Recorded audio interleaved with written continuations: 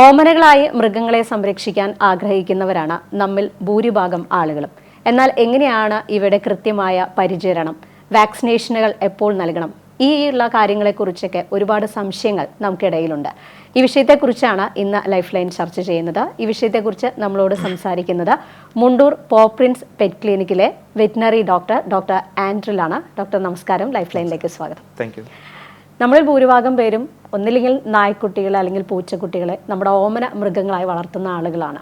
പക്ഷേ ഈ നേരത്തെ പറഞ്ഞതുപോലെ കൃത്യമായ പരിചരണം എങ്ങനെയാണ്, പ്രോപ്പർ വാക്സിനേഷൻ എപ്പോഴാണ് കൊടുക്കേണ്ടത് എന്നതിനെക്കുറിച്ചൊക്കെ വളരെ ഡൗട്ട്സ് എല്ലാവർക്കും ഉണ്ട്. അപ്പോൾ ആദ്യം തന്നെ നമുക്ക് വാക്സിനേഷനിലേക്ക് കടക്കാം. എങ്ങനെയാണ് ഇവരുടെ ഒരു വാക്സിനേഷൻ നമ്മൾ ഷെഡ്യൂൾ ചെയ്യേണ്ടത്? ഓക്കെ, സോ നമ്മളൊരു പപ്പീനെ വാങ്ങുമ്പോൾ നമ്മൾ ആദ്യത്തെ ഒരു വാക്സിനേഷൻ എന്ന് പറയാനായിട്ട് 30ാമത്തെ അല്ലെങ്കിൽ 45ാമത്തെ ദിവസത്തിലാണ് നമ്മൾ സ്റ്റാർട്ട് ചെയ്യുക. അതുപോലെ തന്നെ വരയുടെ മരുന്നാണെങ്കിലും 30ാമത്തെ ദിവസത്തിലാണ് നമ്മൾ സ്റ്റാർട്ട് ചെയ്യുക. മിക്ക സമയങ്ങളും അത് ബ്രീഡറിൻ്റെ ആയിരിക്കും ഉണ്ടാവുക 30ാമത്തെ ദിവസങ്ങളിൽ. നമ്മളൊരു 45ാമത്തെ ദിവസം ആകുമ്പോഴാണ് നമുക്ക് കൈമാറുക. അപ്പോൾ ഇന്ത്യയിൽ ഇപ്പോൾ നിലവിലായിട്ട് 2 കോർ വാക്സിനേഷൻസ് ആണുള്ളത്. അതായത് ഈ 2 വാക്സിനേഷൻസ് ആണ് കമ്പൽസറി ആയിട്ട് കൊടുക്കേണ്ടത്. അതൊന്ന് വരുന്നത് DHPPIL എന്ന് പറയും. അത് 5 അസുഖങ്ങൾക്ക് വേണ്ടിയിട്ടുള്ളൊരു വാക്സിനേഷനാണ്. പിന്നെ ഉള്ളത് പേവിഷബാധ, റേബീസ് വാക്സിനേഷൻ. അപ്പോൾ ഈ DHPPIL ആകുമ്പോൾ അത് പല ബ്രാൻഡ്സ് ഉണ്ട്. വാൻഗാർഡ് ഉണ്ട്, വെൻകോസിക്സ് ഉണ്ട്. അപ്പോൾ അങ്ങനത്തെ 2-3 ബ്രാൻഡ്സ് ഉണ്ട്, നല്ല ബ്രാൻഡ്സ് ഉണ്ട്. അതുപോലെ തന്നെ പേവിഷബാധ ആണെങ്കിലും ക്യാൻവാക് ആർ, റേബി വാക്, അങ്ങനെ 2-3 ബ്രാൻഡ്സ് ഉണ്ട്, പല ബ്രാൻഡ്സ് ഉണ്ട്. അപ്പോൾ ഇതിൽ ഏതാണോ ഡോക്ടറിൻ്റെ അടുത്തുള്ളത് അത് വെച്ച് നമ്മൾ സ്റ്റാർട്ട് ചെയ്യും. അതുപോലെ തന്നെ നോൺ കോർ വാക്സിനേഷൻസ്, ഇതല്ലാതെ വേറെ എക്സ്ട്രാ വാക്സിനേഷൻസ് ആയിട്ട് കെനൽ കോഫ് എന്ന് പറഞ്ഞൊരു വാക്സിനേഷൻ ഉണ്ട്. അതുപോലെ തന്നെ കൊറോണ എന്ന് പറഞ്ഞൊരു വാക്സിനേഷൻ ഉണ്ട്. അപ്പോൾ ഇത് 2ആണ് എക്സ്ട്രാ ആയിട്ടുള്ളത്. പല രാജ്യങ്ങളിലും ചിലപ്പോൾ ഇത് കമ്പൽസറി ആയിരിക്കും. പക്ഷേ ഇന്ത്യയിൽ മെയിനായിട്ട് കമ്പൽസറി ആയിട്ടുള്ളത് ഈ DHPPIL-ഉം റേബീസ് വാക്സിനേഷനാണ്. അപ്പോൾ നമ്മളൊരു 45ാമത്തെ ദിവസത്തിൽ നമ്മൾ സ്റ്റാർട്ട് ചെയ്യും. അതുപോലെ തന്നെ ബൂസ്റ്റർ ഡോസുകളായിട്ട് നമ്മൾ ഒന്നെങ്കിൽ 2 ആഴ്ച കൂടുമ്പോഴോ അല്ലെങ്കിൽ 3 ആഴ്ച കൂടുമ്പോഴോ അത് ഡോക്ടർ പറഞ്ഞുതരും. ഓരോ സ്ഥലത്തും ചിലപ്പോൾ വേറെ വേറെ ഷെഡ്യൂൾസ് ആയിരിക്കും. പക്ഷേ ഈ 2 വാക്സിനേഷൻസ് ആ ഷെഡ്യൂളിൽ നമ്മൾ കൊടുക്കുക. അത് കഴിഞ്ഞിട്ട് പിന്നെ കൊല്ലത്തിൽ ഒരിക്കലായിട്ട് ആനുവൽ ബൂസ്റ്റർ ഡോസ് നമ്മൾ കമ്പൽസറി ആയിട്ട് ചെയ്യണം. പിന്നെ വരയുടെ മരുന്നാണെങ്കിൽ നമ്മൾ 30ാമത്തെ ദിവസത്തിൽ തുടങ്ങും. എല്ലാ 2 ആഴ്ച കൂടുമ്പോൾ നമ്മൾ കൊടുക്കും, ഒരു 3 മാസം വരെ. 3 മാസം മുതൽ 6 മാസം വരെ എല്ലാ മാസവും ഒരിക്കൽ കൊടുക്കും. പിന്നെ 6 മാസം കഴിഞ്ഞിട്ട് എല്ലാ 3 മാസത്തിലും ഒരിക്കൽ അത് നമ്മൾ കണ്ടിന്യൂസ് ആയിട്ട് കൊടുത്തുകൊണ്ടിരിക്കും. അപ്പോൾ ഇങ്ങനെയാണ് നമ്മുടെ വാക്സിനേഷനും ഡീവേമിങ്ങിൻ്റെയും ഷെഡ്യൂൾ വരുന്നത്. അത് എല്ലാ നായ്ക്കളും പൂച്ചകളും സെയിം തന്നെയാണ്. പൂച്ചകൾക്ക് ഓക്കെ, സോ പൂച്ചകൾക്ക് വാക്സിനേഷൻ വീണ്ടും 2 വാക്സിനേഷനാണ് മെയിനായിട്ടുള്ളത്. ഞാനിപ്പോൾ തന്നെ പറഞ്ഞത് ഡോഗ്സിൻ്റെ ആയിരുന്നു. പൂച്ചകളുടെ എന്ന് പറയാനായിട്ട് 2 തരം വാക്സിനേഷനാണ്. അത് ഒന്ന് പൂച്ചകളുടെ അസുഖം വരാണ്ടിരിക്കാനുള്ളത്, അതിന് നമ്മൾ CRP എന്ന് വിളിക്കും. അതിലും പല ബ്രാൻഡ്സ് ഉണ്ട്. ഫെലോസെൽ ഉണ്ട്, അതുപോലെ തന്നെ ട്രൈക്യാറ്റ് ഉണ്ട്, വെൻകോ ക്യാറ്റ് ഉണ്ട്. അപ്പോൾ ഇങ്ങനെയൊക്കെയാണ് പല ബ്രാൻഡ്സ് വരുന്നത്. അതിൽ മെയിനായിട്ട് 3 അസുഖങ്ങളാണുള്ളത്. ഒന്ന് കാൽസി വൈറസ്, പിന്നെ ഒന്ന് റൈനോട്രക്കൈറ്റിസ്, പിന്നെ ഒന്ന് പാൻലുക്കോപീനിയ. അപ്പോൾ ഇതാണ് മെയിനായിട്ട് പൂച്ചകൾക്ക് അസുഖം, വൈറൽ ഡിസീസസ് വരുന്നത്. പിന്നെ ഒന്നുള്ളത് പേവിഷബാധയാണ്. അപ്പോൾ ഇതാണ് പൂച്ചകളിലുള്ള 2 കോർ വാക്സിനേഷൻസ്. അപ്പോൾ ഇതും നമ്മൾ ഡോഗ്സിലുള്ള പോലെ പൂച്ചകൾക്ക് പക്ഷേ നമ്മൾ 45ാമത്തെ ദിവസത്തിലാണ് സ്റ്റാർട്ട് ചെയ്യുക, 30ാമത്തെ ദിവസത്തിലല്ല. പക്ഷേ ഡീവോമിങ് സെയിം തന്നെയാണ്. 30ാമത്തെ ദിവസത്തിൽ നമ്മൾ 2 ആഴ്ച കൂടുമ്പോൾ നമ്മൾ സ്റ്റാർട്ട് ചെയ്യും. ക്യാറ്റ്സിൻ്റെ വാക്സിനേഷൻ പറയുകയാണെങ്കിൽ നമ്മൾ ആദ്യം ഈ CRP വാക്സിനേഷൻ വെച്ച് തുടങ്ങും. പിന്നെ നമ്മൾ 3 ആഴ്ച കൂടുമ്പോൾ കൊടുത്തിട്ട് ആ ഡോസ് പൂർത്തിയാവുമ്പോൾ നമ്മൾ എല്ലാ കൊല്ലം ആനുവൽ ബൂസ്റ്റർ ഡോസായിട്ട് നമ്മൾ കൊടുക്കും. അപ്പോൾ ഇത് 2ഉം നമ്മൾ കമ്പൽസറി ആയിട്ട് എല്ലാ കൊല്ലം നമ്മൾ ചെയ്യുന്നതാണ്. ഓക്കെ, ഇപ്പോൾ ഒരു ഉടമകളെ സംബന്ധിച്ചിടത്തോളം, ഇതിനൊരു പരിപാലിച്ചു കൊണ്ടിരുന്ന ആളുകളെ സംബന്ധിച്ചിടത്തോളം എത്ര സമയം ഇവരുടെ പരിപാലനത്തിനും മറ്റു കാര്യങ്ങൾക്കൊക്കെ അവർ ചെലവഴിക്കേണ്ടായി വരും? പലരും അങ്ങനെ മൃഗങ്ങളെ വീട്ടിൽ കൊണ്ടുവരുമെങ്കിൽ പോലും വേണ്ടത്ര ഒരു പരിചരണം ചിലപ്പോൾ അവർക്ക് കിട്ടുന്നില്ല. എല്ലാവരുടെ കാര്യമല്ല, പകുതി ആളുകളിൽ. അപ്പോൾ അവരെത്ര സമയം അവർക്ക് വേണ്ടി സ്പെൻഡ് ചെയ്യേണ്ടി വരും? ഓക്കെ, സോ നമ്മളൊരു പെറ്റിനെ നമ്മൾ അഡോപ്റ്റ് ചെയ്യുക അല്ലെങ്കിൽ മേടിക്കേണ്ട സമയത്ത് നമ്മൾ മെയിനായിട്ട് നോക്കേണ്ടത് ഇവരെന്തായാലും ലൈഫ് സ്പാൻ എന്ന് പറയുന്നത് 13 to 14 years, 13-14 കൊല്ലം എന്തായാലും ഉണ്ടാവും. അപ്പോൾ ഈ ഒരു ടൈം പീരീഡിൽ നമ്മൾ ഒരു പെറ്റിനെ നമ്മൾ ട്രെയിൻ ചെയ്ത് വരുമ്പോൾ എന്തായാലും നമ്മൾ ആദ്യത്തെ ഒരു 10 മാസം അതാണ് അവർ ഗ്രോയിങ് ടൈം. അപ്പോൾ ഈ സമയത്താണ് നമ്മൾ മെയിനായിട്ട് അവർ പഠിപ്പിക്കുക. അതായത് പോട്ടി ട്രെയിനിങ്, ബാത്റൂമിലേക്ക് പോകേണ്ട സമയങ്ങൾ, ഏത് സ്ഥലത്താണ് പോകേണ്ടത്, അതുപോലെ തന്നെ ഫുഡ് കഴിക്കാനുള്ള രീതികൾ, പിന്നെ ബേസിക് ട്രെയിനിങ്, നമ്മൾ ഒരാൾ വരുമ്പോൾ എങ്ങനെയാണ് ബിഹേവ് ചെയ്യേണ്ടത്. അപ്പോൾ അങ്ങനെയൊക്കെ ട്രെയിനിങ് നമ്മൾ ആദ്യത്തെ ഒരു 10 മാസമാണ് നമ്മൾ കൊടുക്കുക. അപ്പോൾ ആദ്യത്തെ ഒരു 10 മാസം അത് വീട്ടിൽ ചെയ്യാവുന്നതേ ഉള്ളൂ. നമ്മൾ ട്രെയിനറിൻ്റെ അടുത്ത് പോയിട്ട് ചെയ്യാൻ സമയമില്ലാത്തവർക്ക് അതല്ലെങ്കിൽ ബേസിക് ആയിട്ടുള്ള എല്ലാ ട്രെയിനിങ് നമുക്ക് വീട്ടിൽ ചെയ്യാവുന്നതേ ഉള്ളൂ. നമ്മളൊരു ആ പപ്പീനെ കൊണ്ടുവരുന്ന ദിവസം മുതൽ ഒരു 2-3 ആഴ്ച നമ്മൾ സ്ഥിരമായിട്ട് നമ്മൾ ട്രെയിൻ ചെയ്യാം. അതായത് ഇപ്പോൾ ബാത്റൂം പോകേണ്ട ഒരു വിധാണെങ്കിൽ അവർ യൂറിനേഷനോ അല്ലെങ്കിൽ മോഷനോ ചെയ്യുമ്പോൾ അത് ഒരു ന്യൂസ് പേപ്പറിലോ അല്ലെങ്കിൽ എന്തെങ്കിലോ കളക്ട് ചെയ്തിട്ട് ഒരു പുറത്ത് കൊണ്ട് നമ്മളൊരു സ്ഥലം ഫിക്സ് ആക്കി വെക്കാം ഇവർക്ക്. അപ്പോൾ അത് ആ സ്ഥലത്ത് പോയിട്ട് ഇവരെ ഒന്ന് ട്രെയിൻ ചെയ്യിപ്പിക്കുക. ഉറങ്ങി കഴിയുമ്പോഴോ അല്ലെങ്കിൽ ഫുഡ് കഴിച്ച് കഴിയുമ്പോഴൊക്കെ ഇവർ ജസ്റ്റ് ആ സ്ഥലത്തേക്ക് കൊണ്ടുപോകാം. അവരവിടെ കറക്റ്റായിട്ട് ചെയ്യുമ്പോൾ ഒരു ബിസ്ക്കറ്റോ അല്ലെങ്കിൽ അവർക്ക് ട്രീറ്റ് കൊടുക്കാം. അപ്പോൾ അവർ ഒരു പോസിറ്റീവ് റീഇൻഫോഴ്സ്മെൻ്റ് ആയിട്ട് അതെടുക്കും. എന്നിട്ട് നമ്മളൊരു 2-3 ആഴ്ചയ്ക്ക് നമ്മൾ മിനിമം ട്രെയിൻ ചെയ്യണം. ആ ട്രെയിനിങ് നമ്മൾ പപ്പീസ് ആയതുകൊണ്ട് ഇടയ്ക്കൊരു മിസ്റ്റേക്ക് അവിടെ എവിടെയൊക്കെ ഉണ്ടാവും. അതൊക്കെ നമ്മളൊന്ന് സ്ട്രിക്റ്റ് ആയിട്ട് നോക്കിയിട്ട് പിന്നെ അതൊന്ന് ചെയ്യാം. പിന്നെ ഫുഡിൻ്റെ കാര്യത്തിലാണ് അടുത്തുള്ളത്. നമ്മൾ കുറച്ച് കൊഞ്ചൽ കൂടുമ്പോൾ ഫുഡ് അവർ ഇൻടേക്ക് കുറയും. കാരണം അവർക്ക് മനസ്സിലാവും ഓക്കെ ഇതിപ്പോൾ ഞാൻ കഴിച്ചില്ലെങ്കിൽ അവർക്ക് വേറെ എന്തെങ്കിലും കിട്ടും. അങ്ങനെയുള്ളതൊക്കെ അവർ മനസ്സിലായി തുടങ്ങും. എസ്പെഷ്യലി ഈ ചെറിയ ബ്രീഡ്സ് ഷിറ്റ്സൂസ് പഗ്സ് അവർക്ക് പെട്ടെന്ന് അവർ കൊഞ്ചലെടുക്കും. അപ്പോൾ അങ്ങനെയുള്ള ഡോഗ്സ് നമ്മൾ എന്താ ചെയ്യേണ്ടതെന്ന് വെച്ചാൽ ഫുഡ് വയ്ക്കുക, 10 മിനിറ്റ് നോക്കുക, കഴിച്ചില്ലെങ്കിൽ നമ്മൾ തിരിച്ചെടുക്കണം. പിന്നെ അടുത്ത ഫീഡിങ് ടൈമിൽ മാത്രം കൊടുക്കുക. അപ്പോഴാണ് അവർക്ക് മനസ്സിലാവുക ഓക്കെ ഇതിങ്ങനെ ചെയ്ത് കഴിഞ്ഞാൽ അവർക്ക് ഫുഡ് കിട്ടും, ഫുഡ് കഴിച്ചില്ലെങ്കിൽ പിന്നെ കിട്ടില്ല. അപ്പോൾ ഇങ്ങനത്തെ കുറച്ച് ട്രെയിനിങ്സ് ആണുള്ളത്. ക്യാറ്റ്സിന് പിന്നെയും കുറച്ചുകൂടി എളുപ്പമാണ്. അവർക്ക് ലിറ്റർ ബോക്സ് ഉണ്ടാവും. ക്യാറ്റ്സിൻ്റെ ഒരു ഇന്നേറ്റ് നേച്ചറാണ്, അവർക്ക് ജന്മനുള്ള ഒരു നേച്ചറാണ് മണ്ണിൽ പോയിട്ട് മാന്തിയിട്ട് യൂറിൻ മോഷനൊക്കെ ചെയ്യാന്നുള്ളത്. അതൊന്നും കിട്ടാണ്ടാവുമ്പോഴാണ് അവർ അവിടെ ഇവിടെയും പോയി ചെയ്യുക. അപ്പോൾ ക്യാറ്റ്സിന് കുറച്ചുകൂടി മെയിൻ്റനൻസ് എളുപ്പമാണ്, ട്രെയിൻ ചെയ്യിപ്പിക്കാനും എളുപ്പമാണ്. ഫുഡാണെങ്കിലും അവരങ്ങനെ വലിച്ചു വരുന്നില്ല. അവർ ആ ഒരു ക്വാണ്ടിറ്റി പെർട്ടിക്കുലർ ടൈമിൽ അവർ കഴിക്കും. പിന്നെ അവർ ആക്ടിവിറ്റിയും കാര്യങ്ങളൊക്കെ ഉണ്ടാവും. യൂറിൻ മോഷൻ നമ്മൾ ജസ്റ്റ് ഒന്ന് മോണിറ്റർ ചെയ്താൽ മതി. അതിൽ തന്നെ അവർ മിക്ക ഹെൽത്ത് സ്റ്റാറ്റസ് നമുക്ക് കിട്ടും. അപ്പോൾ പിന്നെ ഉള്ളത് എക്സസൈസ് ആണ്. അത് മെയിൻലി ഡോഗ്സിനാണ്. അത് നമ്മൾ ചെയ്യണം. ഒരു ലാർജ് ബ്രീഡൊക്കെ ആകുമ്പോൾ നമ്മൾ എസ്പെഷ്യലി എക്സസൈസിന് കുറച്ചുകൂടി ഫോക്കസ് കൊടുക്കണം. അതല്ലെങ്കിൽ അവർ ഭയങ്കര ഹൈപ്പർ ആവാൻ തുടങ്ങും. അത് ആര് വന്നാലും മേത്ത് ചാടിക്കൊണ്ടിരിക്കുക. ഒരു ഡോഗ് മേത്ത് ചാടിയെന്ന് വെച്ചാൽ അവർ അഗ്രസീവ് ആവണമെന്നില്ല. പക്ഷേ ഒരു എക്സസൈസ് കിട്ടാത്തൊരു ഡോഗിൻ്റെയും സൈനാണത്. ഭയങ്കരമായിട്ട് മേത്ത് ചാടുക, ഭയങ്കര ഹൈപ്പർ ആക്റ്റീവ് ആവുക. അപ്പോൾ ഇതൊക്കെ കുറയ്ക്കാനായിട്ട് നമ്മൾ റെഗുലർലി വാക്സിന് കൊണ്ടുപോകണം. പിന്നെ ഫുഡ് ഇൻടേക്കും അതൊക്കെ നമ്മളൊന്ന് മോണിറ്റർ ചെയ്തിട്ട് അങ്ങനെ വേണം ചെയ്യാനായിട്ട്. ഒരു കമ്മിറ്റ്മെൻറ്റ് എന്ന് പറയാനാണെങ്കിൽ എന്തായാലും ഒരു 13 കൊല്ലത്തെ കമ്മിറ്റ്മെൻറ്റ് നമ്മൾ എന്തായാലും ഒന്ന് മനസ്സിൽ വെച്ചിട്ട് വേണം ഒരു ഡോഗിന് എടുക്കാനായിട്ട്. അതുപോലെ തന്നെ ഫൈനാൻഷ്യലും അത് നമ്മൾ സംസാരിക്കണം. അതും ഉണ്ടാവും, ഒരു ലൈഫാണ്. അപ്പോൾ എന്തായാലും അവിടെ ഇവിടെയൊക്കെ ചെറിയൊരു രോഗങ്ങളും കാര്യങ്ങളൊക്കെ വരും. അപ്പോൾ അതിനുള്ള ടൈമും ഒരു കുറച്ച് ഭാഗം ഫൈനാൻഷ്യലും എല്ലാം നമ്മളൊന്ന് സെറ്റ് ചെയ്തിട്ട് വേണം നമ്മളൊരു ഇങ്ങനെയൊക്കെ ഒരു കാര്യം ഉദ്ദേശിക്കുന്നുണ്ടെങ്കിൽ ചെയ്യാനായിട്ട്. ഓക്കെ. ഒപ്പം തന്നെ ഇവർക്ക് ഉണ്ടാവുന്ന സാധാരണയായിട്ട് കണ്ടുവരുന്ന പ്രശ്നങ്ങൾ എന്തൊക്കെയാണ്? പല ഡോഗ്സിനൊക്കെ അലർജി പോലുള്ള പ്രശ്നങ്ങളൊക്കെ കണ്ടുവരുന്നുണ്ടെന്ന് പറയും. സാധാരണയായിട്ട് ഇത് തന്നെയാണോ എല്ലാ ഡോഗ്സിനും കണ്ടുവരുന്നത്? അത് നമ്മുടെ ഒരു ക്ലൈമറ്റും അനുസരിച്ചിരിക്കും. നമ്മുടെ കേരളത്തിൽ എന്ന് പറയുമ്പോൾ ഹ്യൂമിഡിറ്റി കുറച്ച് കൂടുതലുള്ളൊരു ഏരിയ ആണ്. അപ്പോൾ അതിനർത്ഥം ഈ നമ്മളിപ്പോൾ കുളിപ്പിക്കുകയാണ്, അല്ലെങ്കിൽ കുളിപ്പിച്ച് കഴിഞ്ഞാൽ ഈ പെട്ടെന്ന് ഡ്രൈ ആവാൻ സമയമെടുക്കും, കുറച്ച് ഡ്രൈ ആവാനായിട്ട്. അപ്പോൾ ആ ഒരു സമയത്ത് വരുന്ന ഒരു സ്കിൻ ഇൻഫെക്ഷൻസ് ഉണ്ടാവും. നമ്മളിപ്പോൾ കുളിപ്പിച്ച് കഴിഞ്ഞാൽ നമ്മൾ ശരിക്ക് തോർത്തിയില്ല, അല്ലെങ്കിൽ ഈർപ്പമുള്ള സമയത്താണ് നമ്മൾ കുളിപ്പിക്കുന്നത്, മഴ സമയത്ത് അല്ലെങ്കിൽ രാത്രി കാലങ്ങളിൽ അങ്ങനെയൊക്കെയാണ് നമ്മൾ കുളിപ്പിക്കുകയെന്ന് വെച്ചാൽ നമ്മൾ ചിലപ്പോൾ ഹെയർ ഫുള്ളായി ഡ്രൈ ആയി ഉണ്ടാവില്ല. അപ്പോൾ അങ്ങനെ ഇൻഫെക്ഷൻസ് വരാം. അതുപോലെ തന്നെ നമ്മൾ ഈ ചില ബ്രീഡ്സ് ഉണ്ട്, അതിൽ ബീഗിൾസ്, ഷിറ്റ്സൂസ്, ഇവരൊക്കെ നമ്മളൊന്ന് നോക്കുന്ന സമയത്ത് പപ്പീസിന് മേടിക്കുന്ന സമയത്ത് തന്നെ ജസ്റ്റ് അവരുടെ പാരൻസിനെയും ഒന്ന് നോക്കുക. കുറേ ഈ അലർജീസൊക്കെ ഇൻഹെറിറ്റഡ് ആണ്. കെനൈൻ അറ്റോപിക് ഡെർമറ്റൈറ്റിസ് എന്ന് പറഞ്ഞൊരു പ്രോബ്ലം ഉണ്ട്. അത് ഒരു 1.5 years മുതലാണ് തുടങ്ങുക. പക്ഷെ എന്നാലും അത് വന്നു കഴിഞ്ഞാൽ നമുക്ക് അത് ഡയഗ്നോസ് ചെയ്യാനായിട്ട് എന്തായാലും 1-2 മാസം എടുക്കും. അപ്പോൾ അത് കഴിയുമ്പോൾ ഇതൊക്കെ ഇൻഹെറിറ്റഡ് ആണ്, അത് നമുക്ക് പപ്പി സ്റ്റേജിൽ അറിയുണ്ടാവില്ല. അപ്പോൾ അതുകൊണ്ട് നമ്മൾ ഒന്ന് പാരൻസിനെ ഒന്ന് നോക്കുക. അതുപോലെ തന്നെ നമ്മൾ കുളിപ്പിക്കലൊക്കെ ഒന്ന് കൺട്രോൾ ചെയ്തിട്ട്, അതായത് മിനിമം ഒരു 2 weeks ഗ്യാപ്പ് ഇട്ടിട്ട് കുളിപ്പിക്കുക. അപ്പോൾ ഇങ്ങനത്തെ ഒക്കെ കുറച്ച് കാര്യങ്ങൾ നമ്മൾ എന്തായാലും ഉണ്ടാവും. സ്കിൻ ഇൻഫെക്ഷൻസും സ്കിൻ ഇഷ്യൂസും എന്തായാലും ഉണ്ട്. പിന്നെ എന്ന് പറഞ്ഞാൽ നമ്മൾ സ്കിൻ ഇൻഫെക്റ്റഡ് ആയിട്ടുള്ള ഡോഗിൻ്റെ പ്രൊഡക്ട്സ്, അതായത് നമ്മൾ തോർത്തിക്കുന്ന ടവല് കാര്യങ്ങൾ വേറൊരു ഡോഗിൽ ഉപയോഗിക്കാണ്ടിരിക്കാൻ നോക്കുക. അതല്ലെങ്കിൽ അത്യാവശ്യം ക്ലീൻ ചെയ്തിട്ട് മാത്രം ചെയ്യാം. അപ്പോൾ ഇങ്ങനത്തെ കുറച്ച് കാര്യങ്ങളാണ് നമ്മൾ ചെയ്യാനുള്ളത്. പിന്നെ ഈ ഒരു സ്കിൻ ഇഷ്യൂ ഉണ്ടാകുമ്പോൾ ഒരു വെറ്റിനറി ഡോക്ടറെ കൺസൾട്ട് ചെയ്തിട്ട് അതിൻ്റെതായ മെഡിക്കേഷൻസും ഷാംപൂസും ചിലപ്പോൾ ഒന്ന് മാറ്റേണ്ടി വരും. അതൊക്കെ നമ്മളൊന്ന് ഫോളോ ചെയ്യേണ്ടി വരും. ഓക്കെ. ഒപ്പം തന്നെ ഇപ്പം നായ്ക്കുട്ടികളെ നമ്മളിപ്പോൾ 45 ദിവസം ആ ഒരു സമയത്താണ് നമ്മുടെ കയ്യിൽ കിട്ടുന്നതെങ്കിൽ എല്ലാ മാസവും നമ്മൾ ഡോക്ടറെ അടുത്ത് വരേണ്ടതായിട്ടുള്ള ആവശ്യമുണ്ടോ? അങ്ങനെ എല്ലാ മാസവും വരേണ്ടതില്ല. നമ്മളെന്തായാലും വാക്സിനേഷൻ തുടങ്ങുമ്പോൾ എവറി 2 weeks അല്ലെങ്കിൽ 21 days 21 ദിവസത്തിൽ ഒരിക്കലും എന്തായാലും ഡോക്ടർ വിസിറ്റ് ഉണ്ടാവും. അപ്പോൾ അത് ഒരു 4-5 times എന്തായാലും ഉണ്ടാവും. അപ്പോൾ എന്തായാലും പപ്പിയുടെ ഒരു സ്റ്റാർട്ടിങ് 2-3 months നമ്മൾ എന്തായാലും മാസത്തിൽ ഒരിക്കലും എന്തായാലും ഡോക്ടറെ അടുത്ത് വരുന്നതാണ് വാക്സിനേഷനും കാര്യങ്ങൾക്കൊക്കെ ആയിട്ട്. അപ്പോൾ അത് കഴിയുമ്പോൾ പിന്നെ നമുക്ക് എന്തായാലും ഡോക്ടറെ അടുത്ത് വരുമ്പോൾ ഡോക്ടർ ഫുൾ ചെക്കപ്പ് ചെയ്തിട്ടാണ് വാക്സിനേഷൻസ് കാര്യങ്ങളൊക്കെ ചെയ്യുക. അപ്പോൾ ലാസ്റ്റ് വാക്സിനേഷൻ കഴിഞ്ഞാൽ പിന്നെ കൊല്ലത്തിൽ ഒരിക്കലാണ് വാക്സിനേഷൻ്റെ ഡോസ് വരുന്നത്. അപ്പോൾ നമുക്ക് വേണമെങ്കിൽ ഒരു 3 to 4 months വൺസ് അല്ലെങ്കിൽ 3 to 6 months വൺസ് എല്ലാം ഓക്കെ ആണെങ്കിൽ നമുക്ക് ജസ്റ്റ് ഒരു ചെക്കപ്പിനായിട്ടോ അല്ലെങ്കിൽ വേറെ എന്തെങ്കിലും ഇഷ്യൂസ് ഡൗട്ട്സ് ഉണ്ടാവും എന്തായാലും ഓണേഴ്സിന് കുറേ. അപ്പോൾ അങ്ങനത്തെ ഒക്കെ ജസ്റ്റ് ഒന്ന് ക്ലാരിഫൈ ചെയ്യാനായിട്ട് വേണമെങ്കിൽ ഒരു 6 months വൺസ് ഒക്കെ നമുക്ക് ജസ്റ്റ് ഒരു ജനറൽ ചെക്കപ്പ് എന്നുള്ള രീതിയിൽ പോകാം. പിന്നെ കൊല്ലത്തിൽ ഒരിക്കലും ഒരു ബ്ലഡ് ടെസ്റ്റ് ചെയ്യുന്നത് നല്ലതാണ്, ജസ്റ്റ് എല്ലാം ഓക്കെ ആണോ അല്ലയോ നോക്കാനായിട്ട്. അപ്പോൾ ഇതൊക്കെ ഉണ്ടാവുമ്പോൾ ജസ്റ്റ് ഒന്ന് നമ്മൾ 6 months വൺസ് ഞാൻ പറയും ഓക്കെ ഒരു വെറ്റിനറി ചെക്കപ്പ് നല്ലതായിരിക്കും, അത്യാവശ്യമാണ്.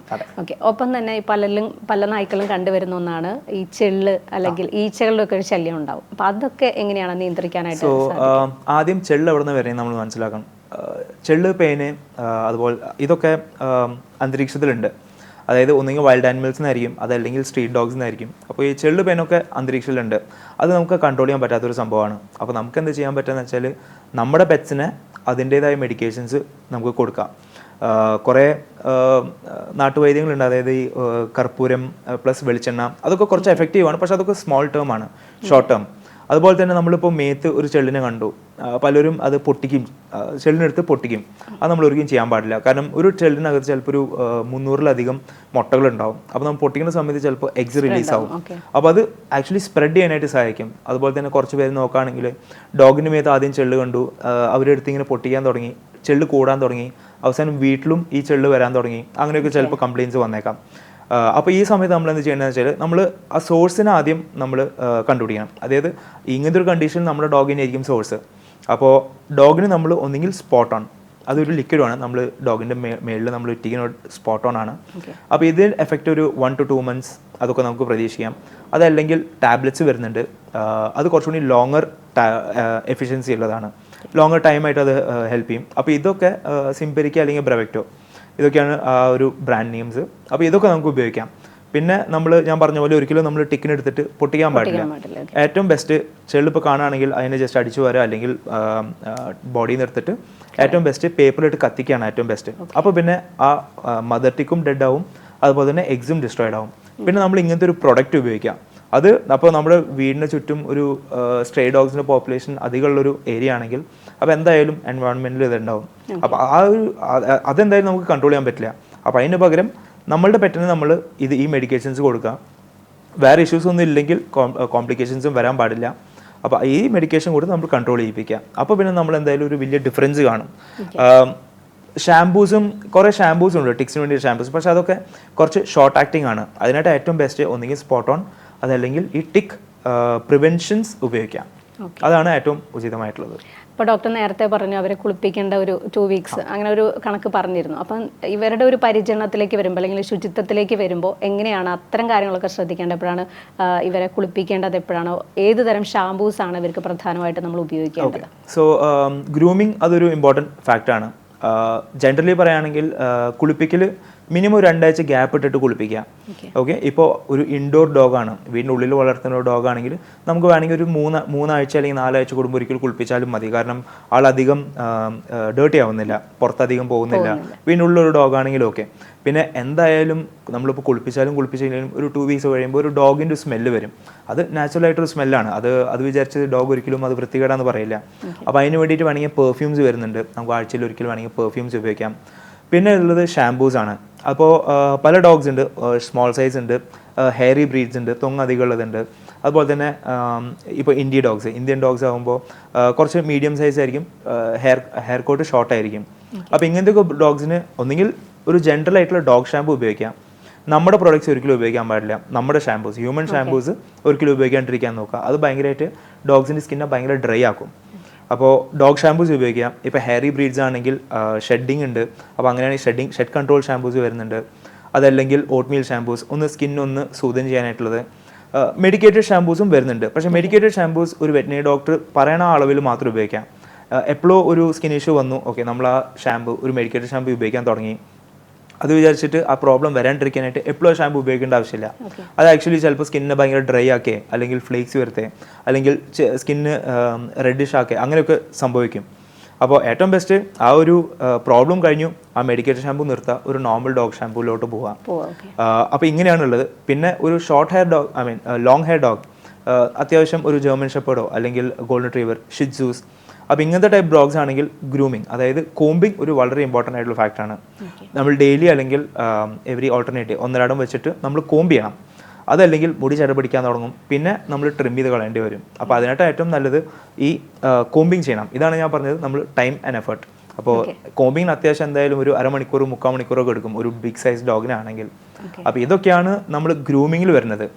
ഇപ്പോൾ നമുക്ക് വീട്ടിൽ എപ്പോഴും ചെയ്യാൻ പറ്റുന്നില്ല ഗ്രൂമിങ്, അങ്ങനെയാണ് ഒരു ഗ്രൂമിങ് പാർലറിൽ കൊണ്ടുപോയിട്ട് നമ്മൾ പ്രോപ്പറായിട്ട് ഒന്ന് പ്രൊഫഷണലായിട്ട് ഗ്രൂം ചെയ്യാം. അപ്പോൾ അതാകുമ്പോൾ ഡോഗിനും കുറച്ച് ഹെൽത്തി ആയിരിക്കും, സ്കിന്നിന് കുറച്ച് നല്ലതായിരിക്കും. ഈ ചട പിടിക്കുമ്പോൾ മോയ്സ്ചർ കണ്ടന്റ് റീറ്റെയിൻ എന്ന് വെച്ചാൽ ഈർപ്പം ഇങ്ങനെ നിൽക്കാനുള്ള ചാൻസസ് കൂടുതലാണ്. അപ്പോൾ അതുകൊണ്ടും ചിലപ്പോൾ ഈ സ്കിൻ ഇൻഫെക്ഷൻസ് വരും. അപ്പോൾ നമുക്കിപ്പോൾ ഒരു ലോങ് ഹെയർ ബ്രീഡാണ് ഉള്ളത്. ക്യാറ്റ്സ് ആണെങ്കിലും സെയിം തന്നെ, നമ്മൾ കോമ്പിങ് ചെയ്യണം. നമുക്ക് എപ്പോഴും ഈരാൻ പറ്റുന്നില്ല, കുളിപ്പിക്കാൻ പറ്റുന്നില്ല, അങ്ങനെയാണെങ്കിൽ ഞാൻ പറയാം ഒരു 6 മാസത്തിലൊരിക്കൽ ഒന്ന് ഫുള്ളായിട്ട് ഒന്ന് ട്രിം ചെയ്യാം. അപ്പോൾ നമ്മളുടെ മെയിൻ്റനൻസിനുള്ള ടൈം കുറയും, നമ്മൾ ഡെയിലി കോമ്പ് ചെയ്യേണ്ട ആവശ്യമില്ല. അതല്ല നമുക്ക് ആ ഫ്ലഫിനെസ് വേണമെന്ന് വെച്ചാൽ ടൈം ആൻഡ് എഫേർട്ട് നമ്മൾ കോമ്പിങ്ങും കാര്യങ്ങളൊക്കെ തീർച്ചയായിട്ടും നമ്മളൊരു കുഞ്ഞിനെ നോക്കുന്നത് എങ്ങനെയാണോ അതേ എഫേർട്ട് തന്നെ അതിനെടുക്കണം എന്നുള്ളതാണ്. ഓക്കെ. ഒപ്പം തന്നെ ഇപ്പം നമ്മൾ വളർത്തിക്കൊണ്ടിരിക്കുന്ന നായ്ക്കുട്ടിയാണെങ്കിൽ നമ്മളെ കടിച്ചു കഴിഞ്ഞാൽ നമ്മൾ വാക്സിനേഷൻ എടുക്കേണ്ട ആവശ്യമുണ്ടോ? ഓക്കെ. സോ ഇത് ഒന്നുള്ളത് റേബീസ് എന്ന് പറഞ്ഞൊരു ഡെഡ്ലി ഡിസീസാണ്.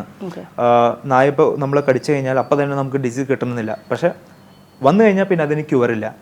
അപ്പോൾ നമ്മൾ എന്താണെന്ന് വെച്ചാൽ സോ സയൻറ്റിഫിക്കലി സ്പീക്കിംഗ് റേബീസ് എന്ന് പറഞ്ഞ വൈറസ് ഒരിക്കലും ചുമ്മാ ഒരു പുറത്ത് സർവൈവ് ചെയ്യില്ല. അത് ഒരു റേബീഡ് ആയിട്ടുള്ള ഡോഗ്, റേബീസ് പോസിറ്റീവ് ആയിട്ടുള്ള ഡോഗ് വന്ന് കടിച്ചാൽ മാത്രമാണ് ആ ഡോഗിൽ നിന്ന് ഏതെങ്കിലും ഒരു മാമലിക്ക്, അതായത് നമുക്കോ അല്ലെങ്കിൽ വേറൊരു ഡോഗിനോ വേറൊരു ക്യാറ്റിനോ അത് സ്പ്രെഡ് ചെയ്യുള്ളൂ.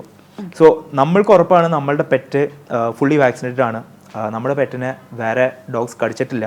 അപ്പോൾ ഇങ്ങനെയൊക്കെ ഒരു ഇതാണ്. എന്തായാലും നമ്മളുടെ വളർത്തുമൃഗം നമ്മൾ വളർത്തുമ്പോൾ ആൾ നമ്മുടെ തീ ചാടി അല്ലെങ്കിൽ ആ ഒരു അഫെക്ഷനോട് കൂടിയിട്ട് ഇടയ്ക്ക് നമുക്ക് ചിലപ്പോൾ പല്ലിൻ്റെ ഒരു കോറലോ അല്ലെങ്കിൽ നഖത്തോണ്ടൊരു കോറലോ ഒക്കെ കിട്ടാൻ ചാൻസസ് ഉണ്ട്. അത് സ്വാഭാവികമാണ്. പൂച്ചകളാണെങ്കിൽ ചാൻസസ് കൂടുതലാണ്, എന്തായാലും കിട്ടും.